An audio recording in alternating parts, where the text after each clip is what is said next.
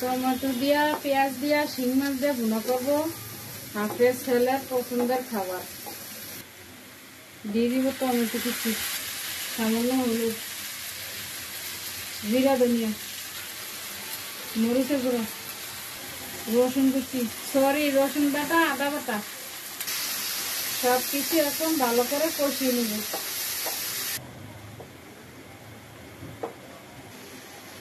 লবণ দিয়ে দিয়েছি। দিয়ে দেব সৌদি আরবের মুশাক্কাল চাট মশলা। কষানো হয়ে গেছে, ঝোলের পানি অ্যাড করব।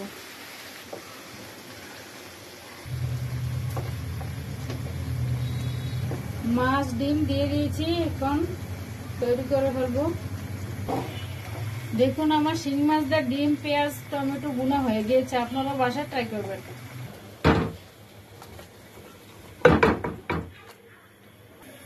তরকারি রান্না হয়ে গেছে, আপনারা এভাবে ট্রাই করবেন।